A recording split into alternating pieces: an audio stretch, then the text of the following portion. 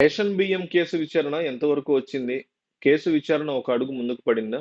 Cinema dialogues repeat అవుతున్నాయా? విచారణలో Perni Nani wife సమాధానం చూసి పోలీసులే షాక్ అయ్యారా? అసలేం జరిగిందనేది ఒకసారి లోతుల్లోకెళ్దాం. వైసీపీ నేతలు ఏ పని చేసినా చాలా తెలివిగా, జాగ్రత్తగా చేస్తారనే ప్రచారం ఉంది. వైసీపీ 5 ఏళ్ల పాలనలో ఇష్టానుసారంగా చెలరేగిపోయారు నేతలు. కొందరు నేతల మీద అవినీతి ఆరోపణలు తీవ్రమయ్యాయి. ఈ విషయాన్ని కూటమి సర్కారే బయటపెడుతోంది. అందులో ఒకటి రేషన్ బియ్యం మాయం కేసు. ఈ వ్యవహారంలో తీగ లాగితే డొంక కదులుతోంది. ఇందులో ఏ1గా మాజీ మంత్రి పేర్ని నాని భార్య పేర్ని జయసుధ పేరు కూడా చేర్చారు. విచారణకు హాజరు కావాలని పోలీసులు ఆమెకు నోటీసులు ఇచ్చారు. ఈ క్రమంలో రీసెంట్ గా ఆమె బందర్ పోలీస్ స్టేషన్లో తన లాయర్లతో కలిసి విచారణకు హాజరయ్యారు. మొత్తం అధికారులు 45 ప్రశ్నలు సంధించారు పోలీసులు. అందులో చాలా ప్రశ్నలకి తనకు తెలియదు, మర్చిపోయాను, గుర్తులేదు అనే జవాబులే ఎక్కువగా వచ్చినట్టు తెలుస్తోంది. నిందితురాలు చెప్తున్న సమాధానాలు విని పోలీసులకు చెమటలు పట్టాయంటున్నారు. దేనికి కరెక్ట్‌గా ఆమె సమాధానం చెప్పలేదట. ఈ క్రమంలో 'అదుర్స్' మూవీ ఎన్నిసార్లు చూసారో తెలీదు గానీ, అందులో విలన్ ఎన్టీఆర్ మధ్య సంభాషణ గుర్తు చేసుకున్నారు పోలీసులు.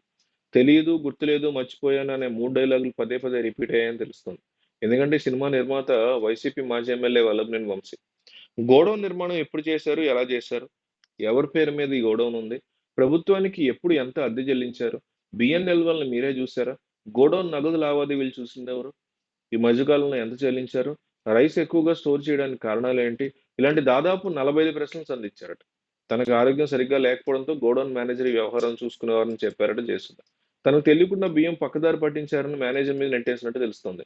అలాగే తన భర్త గురించి కూడా కొన్ని ఆసక్తికరమైన విషయాలు ఆమె లీక్ చేసినట్టు తెలుస్తోంది. విచారణకి మరోసారి అవసరమైతే తాను వస్తానని కూడా చెప్పారట. విచారణ తర్వాత అక్కడి నుంచి ఆమె వెళ్ళిపోయారు. మరోపక్క పేర్ని నానికి సంబంధించి ఇంకొక న్యూస్ వైరల్ అవుతోంది. పేర్ని నాని కుటుంబానికి చెందినటువంటి గోడౌన్‌లో బియ్యం నిల్వలు తేడా రావడం అనేది ఒక అంతర్జాతీయ సమస్య అయినట్టు ఇప్పుడు రాష్ట్రంలో రాద్ధాంతం జరుగుతోంది.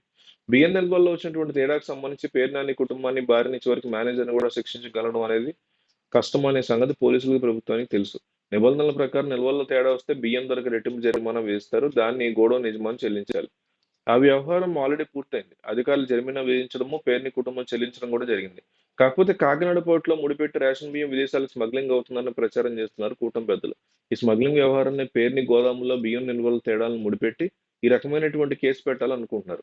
ఇప్పుడు జరుగుతున్న విచారణ పర్వం వెనక అసలు ఉద్దేశం అదే. అయితే ఒక రకమైనటువంటి వాదన తెర మీదకి తెస్తే ఈ వ్యవహారంలో పేర్ని నాని చాలా సేఫ్‌గా ఉంటారని, వ్యవహారం కోర్టు వరకు వెళ్తే తర్వాతైనా సరే పేర్ని వాదనకి కవచంలా వాడుకోవచ్చని నిపుణులు భావిస్తున్నారు.